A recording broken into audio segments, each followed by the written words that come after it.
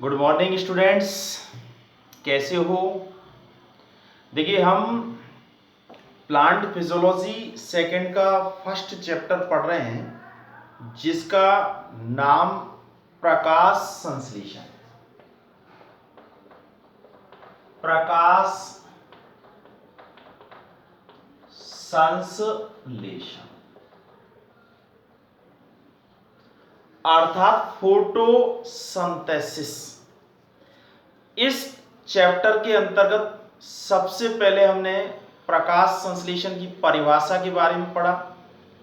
उसके बाद प्रकाश संश्लेषण के इतिहास के बारे में, फिर प्रकाश संश्लेषण क्रिया में जो प्रकाश संश्लेषी वर्णक होते हैं उनके बारे में पढ़ा। आज हम पढ़ेंगे प्रकाश संश्लेषण स्थल के बारे में, अर्थात उस भाग के बारे में जहां ये क्रिया संपन्न होती है। ठीक है, तो हम पढ़ेंगे प्रकाश संश्लेषण स्थल।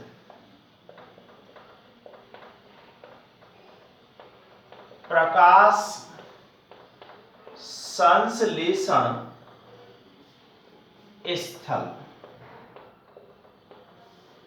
देखिए, पादपों के अंदर प्रकाश संश्लेषण की जो क्रिया है, ये क्रिया कोशिकाओं में पाए जाने वाला कोशिका अर्थात हरित लवक के अंदर ये क्रिया होती है। हरित लवक का मतलब होता है क्लोरोप्लास्ट। तो इस प्रकाश संश्लेषण का जो प्रकाश संश्लेषण स्थल है, यानी जहां ये क्रिया होती है, वो है हरित लवक, जिसे क्लोरोप्लास्ट कहते हैं। क्लोरोप्लास्ट, ये जो हरित लवक है, ये एक प्रकार का दोहरी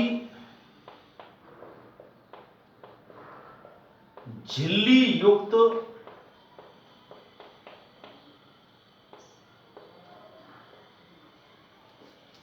कोशिकांग होता है।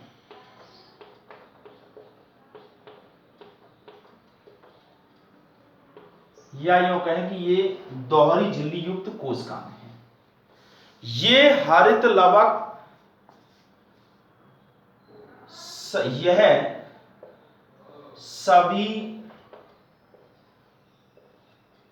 यह सभी पादपों की हरे रंग की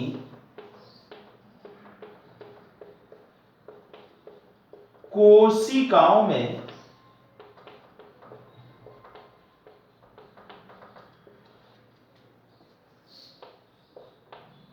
पाया जाता है।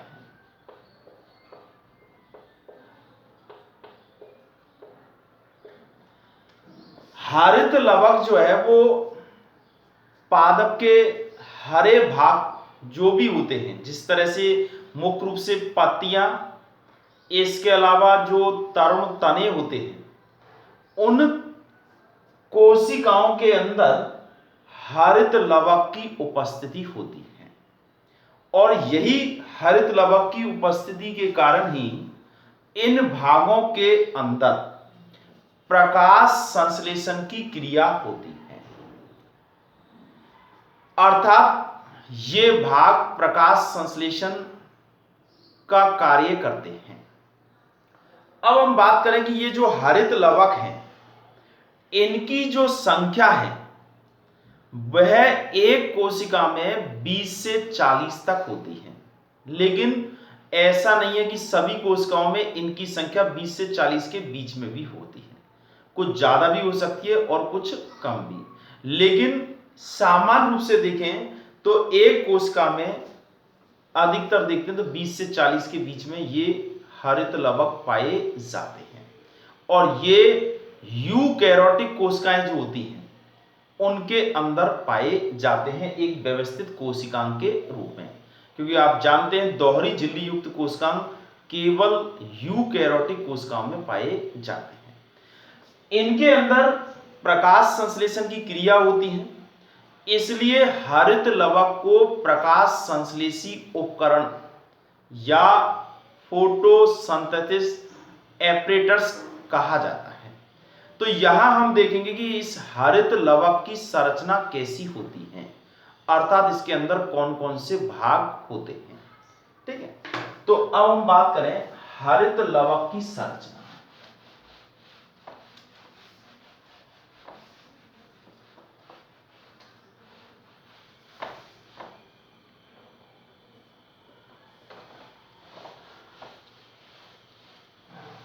देखिए, ये जो हरित लवक हैं, इसकी आकृति, ये जो शैवाल होते हैं उनके अंदर विभिन्न प्रकार की होती है। जैसे क्लेमाइडोमोनास नाम का जो शैवाल है उसके अंदर हरित लवक की आकृति प्याले के नुमा होती है। इसी प्रकार से यूलोथ्रिक्स नाम का जो शैवाल है उसमें कॉलर नुमा होती है। जबकि स्पाइरोगाइरा नाम का जो शैवाल है उसमें हरित लवक की आकृति फीते के समान होती है। लेकिन जो उच्च वर्ग के पादप हैं उनके अंदर हरित लवक की आकृति एक प्रकार से अंडाकार या गोलाकार आकृति होती है। ठीक है, तो ये हम उच्च वर्ग के पादपों में किस तरह की संरचना पाई जाती है। हरित लवक की संरचना, स्ट्रक्चर ऑफ क्लोरोप्लास्ट, अर्थात किस तरह का इसका स्ट्रक्चर होता है क्लोरोप्लास्ट का। देखिए, इसमें हरित लवक इस प्रकार से एक अंडाकार संरचना होती है।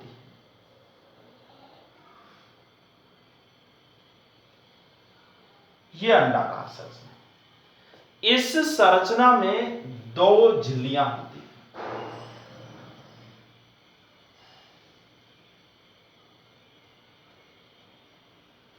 दो झिल्लियां हैं, इसीलिए इसको दोहरी झिल्ली युक्त कोशिकांग कहते हैं।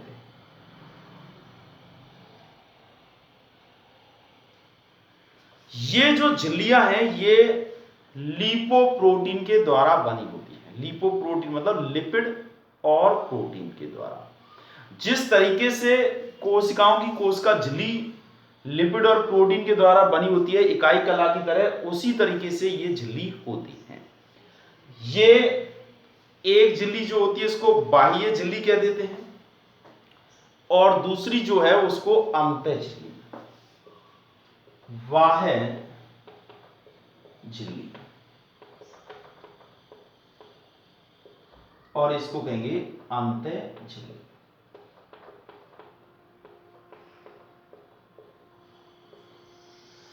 अब देखिए, ये दोनों ही झिल्ली बनी तो किसके द्वारा है?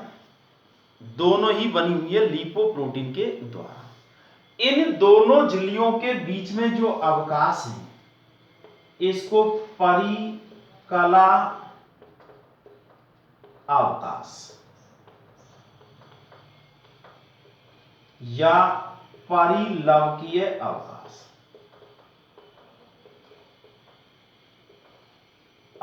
कहते हैं। इन दोनों झिल्लियों की अगर हम प्रवृत्ति को देखें तो इनमें से ये जो झिल्लियां हैं ये एक दूसरे से सटी हुई नहीं होती है, बल्कि इनके बीच में रिक्त स्थान होता है और वो इन दोनों को नम बनाए रखता है। इसमें इसके अंदर तरल पदार्थ भरा रहता है,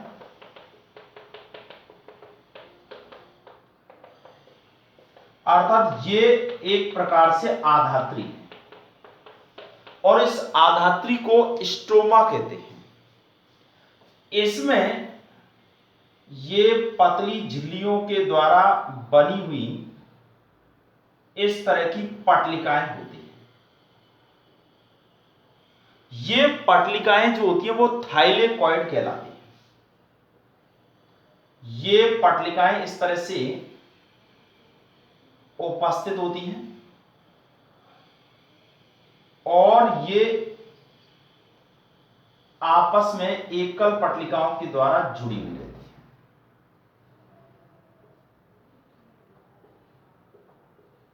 पतली भित्ति की पटलिकाएं होती हैं। इन पटलिकाओं को थाइलेकॉइड कहा जाता है। थाइलेकॉइड।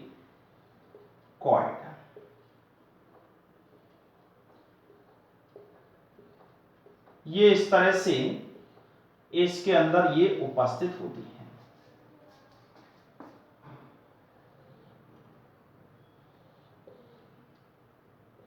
ये पटलिका है जो कि एक के ऊपर एक ढेर के रूप में, यानी सिक्के के जो ढेर होते हैं उस तरह से व्यवस्थित होती है और ये इस तरह से संरचना को बनाए हुए होती है ऐसे। अब देखिए इसमें एक पटलिका जो होती है, एक एकल पटलिका, इसे थाइलेकॉइड कहा जाता है। थाइलेकॉइड यानी पटलिका। और इस पूरे समूह को, ये जो पूरा समूह है यहां तक, इसको गिरेनम कहते हैं। गिरेनम। और इन सबको एक प्रकार से अगर देखें तो इनको बहुवचन के रूप में गिरेना कहते हैं। बहुवचन गिरेना। एक को गिरेनम और सबको गिरेना कहते हैं। इसमें ये जो बीच की पटलिकाएं हैं जो एकल हैं, इनको कहते हैं अंतर गिरेनम पटलिका, यानी एक तरह से फ्रंट चैनल के नाम से जाना जाता है। फ्रंट चैनल, अंतर गिरेनम पटलिका। इसमें ये जो भरा हुआ है, जो कि एक प्रकार का आधात्री होता है, इस आधात्री को स्ट्रोमा कहते हैं। स्ट्रोमा। और एक तरह से हम कहें कि इस प्रकार हरित लवक की संरचना में दो भाग हो गए हैं। एक तो हो गया है गिरेनम या गिरेना, जो कि पटलिकाओं से बना हुआ भाग होता है, और दूसरा जो भाग है वो है स्ट्रोमा। जो इसमें भरा हुआ तरल भाग है वो क्या कहलाएगा? स्ट्रोमा कहलाएगा। ऐसे वो क्या है? आधात्री है। इसमें वृत्ताकार डीएनए पाया जाता है, जो कि देखिए इस तरह से ये वृत्ताकार या यो कह सकते हैं कुंडलित, कह दो इसे कुंडलित, द्विकुंडलित,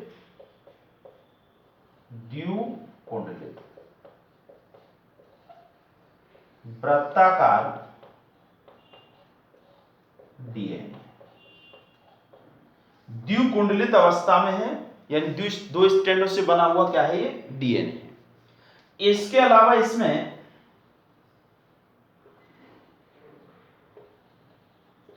राइबोसोम है। राइबोसोम, ये राइबोसोम 70S प्रकार का होता है और इसके कई होते हैं। राइबोसोम कई इसके अंदर उपस्थित बने रहते हैं। इसके अलावा इसमें खनिज लवण भी होते हैं। इसके अलावा इसमें ऑस्मोफिलिक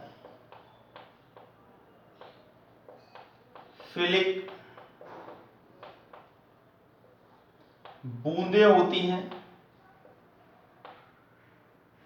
ऑस्मोफिलिक बूंदें भी इसके अंदर उपस्थित होती हैं। और ये एक प्रकार से तरल अवस्था में उपस्थित रहता है। ठीक है, तो एक प्रकार से हम कहें कि इस हरित लवक की संरचना में दो भाग होते हैं, गिरेना यानी एकल भाग को गिरेनम, इसको ऐसे कह सकते हैं, एकल भाग को गिरेनम, गिरेनम और एक तरह से गिरेना, और दूसरा जो भाग है वो स्ट्रोमा है। गिरेना वाला जो भाग है, गिरेनम वाला भाग है, वो पटलिकाओं के रूप में होता है और ये एक प्रकार से इसके अंदर इस तरह से सिक्के के ढेर के समान संरचना बना करके व्यवस्थित रहते हैं और कुछ स्थानों पर एकल पटलिकाएं होती है जिनको अंतर्गिरेनम पटलिका कहते हैं। इसमें जो भरा हुआ भाग है वो स्ट्रोमा कहलाता है और इस स्ट्रोमा के अंदर देखिए राइबोसोम है 70 है इस प्रकार के, द्विकुंडित वृत्ताकार डीएनए है, खनिज लवण है, ऑस्मोफिलिक बूंदे हैं, कुछ विटामिन हैं, इस तरह की चीजें इसके अंदर उपस्थित बनी रहती हैं। और ये जो हरित लवक वाला जो भाग है, या यूं कहेंगे ये हरित लवक, इसमें इस गिरेनम वाले जो भाग है, इस गिरेनम वाले भाग पर एक छोटे छोटे कणों के रूप में संरचना एवं क्रियात्मक इकाई होती है जो प्रकाश संश्लेषण में प्रकाशिक अभिक्रिया में एक तरह से प्रकाश को अवशोषित करती है। तो इन पर जो पाई जाती है वो संरचना एक प्रकार से क्वांटासोम कहलाती है, क्वांटासोम, क्वांटासोम जो किस पर पाए जाते हैं, थाइलेकॉइड पर पाए जाते हैं। एक क्वांटासोम में 230 क्लोरोफिल अणु पाए जाते हैं। ठीक है, इसके अलावा कुछ और भी वर्णकों की इसमें उपस्थिति होती है। तो ये गिरेनम वाला जो भाग है ये प्रकाश संश्लेषण क्रिया के दौरान या प्रकाश संश्लेषण क्रिया में दो क्रियाएं होती हैं, एक तो प्रकाशिक अभिक्रिया और एक होती है अप्रकाशिक अभिक्रिया। तो प्रकाशिक अभिक्रिया जो होती है ये गिरेनम वाले भाग में होती है जिसमें सूर्य के दृश्य प्रकाश की विकिरणों को अवशोषित किया जाता है और उस दृश्य प्रकाश की किरणों में से भी, क्योंकि दृश्य प्रकाश में 7 रंग की तरंगें होती हैं, तो सबसे ज्यादा लाल और नीले रंग की तरंगों को अवशोषित किया जाता है और सबसे कम बैंगनी रंग की तरंगों को अवशोषित किया जाता है, जबकि हरे रंग की जो तरंगें होती हैं उनको अवशोषित नहीं किया जाता है। और यही कारण है कि ये जो क्लोरोफिल या यूं कह सकते हैं पर्णहरित है, इसका जो हरा रंग है वो इसी कारण से दिखाई देता है क्योंकि ये हरे रंग को परावर्तित कर देते हैं, अवशोषित नहीं करते हैं। साथ में देखिए यहां हमने इस हरित लवक की संरचना देखिए, ये एक प्रकार से हरित लवक जो है ये प्रकाश संश्लेषी उपकरण भी है, प्रकाश संश्लेषण का स्थल भी है और इसमें ये एक प्रकार का दोहरी झिल्ली युक्त कोशिकांग है, साथ में ये अर्ध स्वायत्त शासी कोशिकांग भी होता है। क्यों? क्योंकि इसमें द्विकुंड डीएनए भी उपस्थित है और राइबोसोम भी उपस्थित है, अर्थात आनुवांशिक सूचनाएं देने वाला भी है और उस सूचना के अनुरूप प्रोटीनों के संश्लेषण का कार्य करने वाला जो कोशिकांग है राइबोसोम, यह भी उपस्थित होता है। ठीक है, तो हमने यहां ये जो हरित लवक की संरचना की बात की है कि इसमें किस प्रकार से हरित लवक की संरचना होती है। तो अब बात आती है कि ये जो हरित लवक है इसमें कौन कौन से भाग होते हैं, एक तो गिरेना वाला भाग, एक स्ट्रोमा वाला भाग, और ये दोनों भाग जो है ये प्रकाश संश्लेषण की क्रिया में उत्तर, जबकि अप्रकाशिक अभिक्रिया जो होती है, प्रकाशिक अभिक्रिया तो गिरेनम वाले भाग में होती है और अप्रकाशिक अभिक्रिया जो होती है ये स्ट्रोमा वाले भाग में होती है। कौन सा? स्ट्रोमा, यानी आधात्री वाले भाग में होती है। तो ये संरचना है,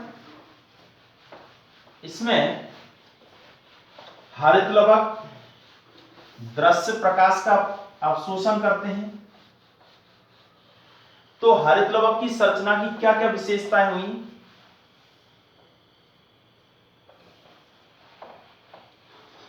देखिए इसमें हरित लवक की संरचना, सबसे पहली बात तो दो भाग, यह दोहरी झिल्ली युक्त कोशिकांग है। यह हरे रंग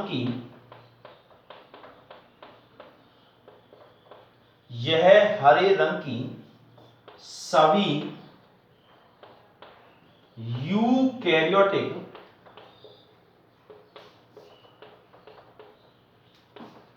कोशिकाओं में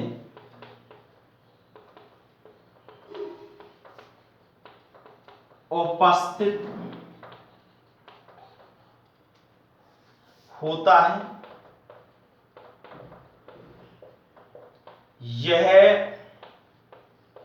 अर्ध स्वायत्त शासी कोशिकाएं हैं।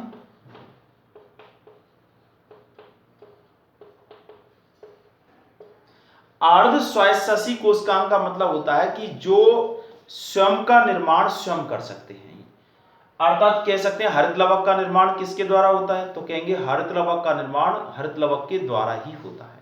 और क्यों हो सकता है, क्योंकि इसमें डीएनए भी उपस्थित है और राइबोसोम भी उपस्थित होता है। इसमें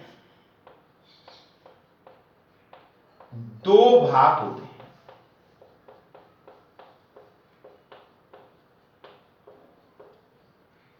कितने भाग होते हैं, दो भाग हैं। एक भाग है गिरेना और दूसरा भाग है स्ट्रोमा। गिरेना वाला भाग पटलिकाओं के द्वारा बना होता है, पटलिकाओं को थाइलेकॉइड कहते हैं, और उस थाइलेकॉइड के अंदर क्वांटासोम नाम की संरचना होती है, और प्रत्येक क्वांटासोम में 230 क्लोरोफिल अणु होते हैं। कितने होते हैं, 230। इसमें ये जो 230 क्लोरोफिल अणु हैं, इनमें भी अगर देखें तो इनके अंदर ये जो है एक तो होता है, इसमें 230 में से यानी क्वांटासोम जो गिरेनम वाला जो भाग है पटलिकाओं पर पाया जाता है, और इसमें 230 अणु होते हैं, 230 क्लोरोफिल अणु।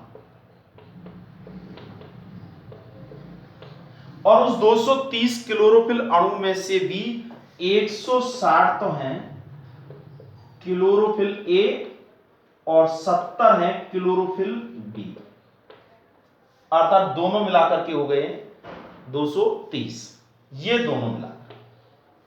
और इसके अलावा इसमें कैरोटीनॉइड्स भी होते हैं, इसके अलावा इसमें फास्फोलिपिड्स के अणु भी होते हैं, साथ में इसमें क्विनोन भी होते हैं। तो ये 230 क्लोरोफिल अणु है, ठीक है। और इसमें ये जो गिरेना वाला भाग है, इसमें प्रकाश संश्लेषण की प्रकाशिक अभिक्रिया होती है, प्रकाशिक अभिक्रिया, लाइट रिएक्शन, अर्थात जिस क्रिया में सूर्य के प्रकाश को अवशोषित किया जाता है और उसे संचित किया जाता है एटीपी के रूप में और NADPH2 के रूप में, तो वो कार्य किया जाता है इस गिरेना वाले भाग में, अर्थात ये प्रकाशिक अभिक्रिया का क्रिया स्तर है, यानी प्रकाशिक अभिक्रिया। आगे हम पढ़ेंगे क्रिया विधि किस तरह से होती है, तो प्रकाशिक अभिक्रिया गिरेना वाले भाग में। और ये स्ट्रोमा वाला जो भाग है अप्रकाशिक अभिक्रिया का क्रिया स्थल।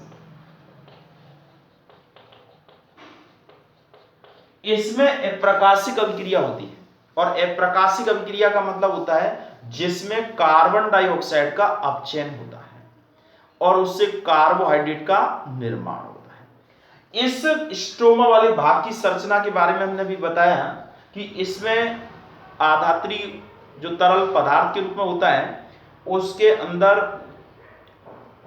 प्रोटीन के अणु भी होते हैं। इसमें मुख्य रूप से इसके अंदर डीएनए द्विकुंडित अवस्था में डीएनए उपस्थित होता है, 70S राइबोसोम उपस्थित होते हैं, ऑस्मोफिलिक बूंदें उपस्थित होती हैं, कुछ विटामिन उपस्थित होते हैं, इसके अलावा कुछ खनिज लवणों की भी उपस्थिति होती है। तो ये सारी चीजें इस भाग के अंतर्गत अंदर होती हैं। तो आज हमने पढ़ा है कि प्रकाश संश्लेषण क्रिया का स्थल क्या है। तो आप समझ गए होंगे प्रकाश संश्लेषण क्रिया का स्थल क्या है, हरित लवक। और हरित लवक की संरचना कैसी होती है, तो इसमें दोहरी झिल्ली होती है, तरल पदार्थ भरा रहता है और उस दोहरी झिल्ली के अंदर इसमें दो भाग होते हैं। एक होता है ग्रेना वाला भाग, जिसका एक रूप होता है ग्रेनम, जिसको कि पटलिकाओं के द्वारा बना होता है, जो कि चपटी पटलिकाएं होती हैं, नलिकाकार होती हैं, जिनको थाइलेकॉइड कहते हैं। और ये पटलिकाएं जो होती हैं, ये एक के ऊपर एक सिक्के के ढेर की समान संरचना के रूप में जमा रहती हैं और इनको आपस में जोड़ने के लिए इंटरग्रेनम पटलिकाएं भी होती हैं और स्ट्रोमा वाला भाग तरल पदार्थ के रूप में होता है। ठीक है, तो आज हमारी हुई है हरित लवक की संरचना, क्योंकि प्रकाश संश्लेषण की जब क्रिया विधि के बारे में हम आगे पढ़ेंगे तो उसमें बार बार आएगा कि कौन से भाग में ये क्रिया संपन्न होती है। इसके अलावा हम पढ़ेंगे कि इस प्रकाश जो आता है प्रकाश संश्लेषण क्रिया में, वो कौन सा प्रकाश उपयोग होता है। तो आगे बताया जाएगा कि ये दृश्य प्रकाश उपयोगी होता है, जिसमें 7 रंग की विभिन्न प्रकार की तरंगें होती हैं और सबसे ज्यादा लाल और नीले रंग की तरंगों की उपस्थिति में ये क्रिया ज्यादा होती है और हरे रंग की तरंगों की उपस्थिति में क्रिया नहीं होती। ठीक है, तो आज का होमवर्क आप नोट कर लीजिएगा और आप इस होमवर्क को करिएगा और अगले वीडियो में मैं इनके आंसर भी बताया करूंगा। उससे पहले आप इसको करें और खुद चेक भी करें और एक प्रकार से खुद का आत्म मूल्यांकन भी होगा। तो इसको नोट करिए होमवर्क।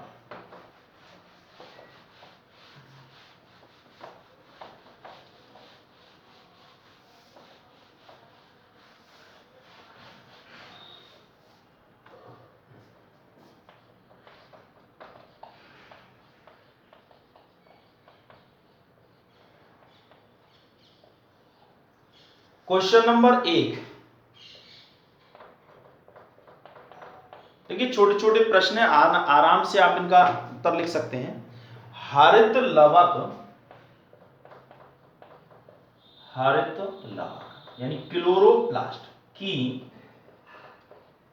हरित लवक की या हरित लवक का आंतरिक भाग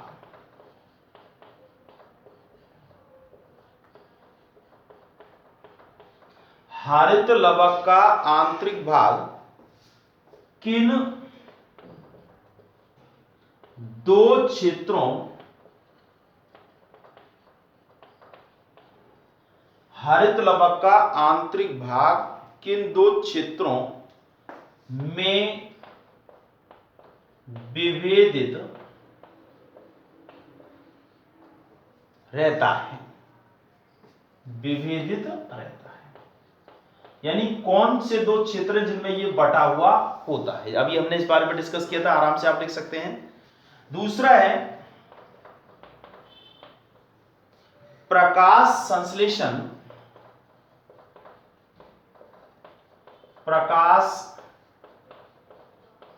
संश्लेषण की प्रकाशिक अभिक्रिया, प्रकाशिक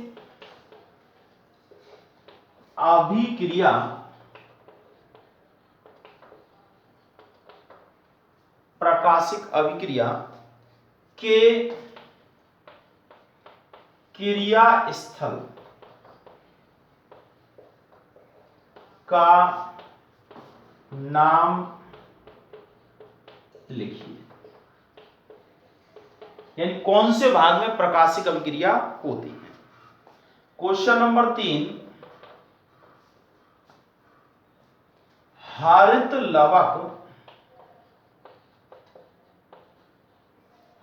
लवक के आधात्री का मतलब तरल भाग, स्टोमा कह सकते हैं, में पतली नलिकाओं, हरित लवक के आधात्री में पतली नलिकाओं एवं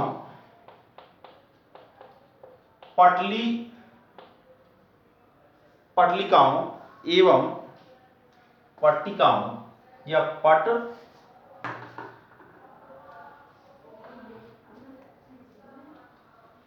पतली नलिकाओं एवं पट्टिकाओं के द्वारा, पट्टिकाओं के द्वारा बनी संरचनाओं को क्या कहते हैं?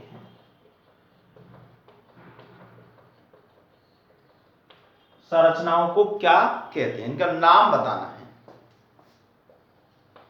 क्वेश्चन नंबर 4, क्वांटासोम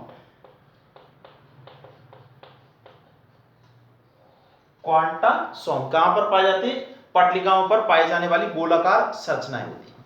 क्वांटासोम में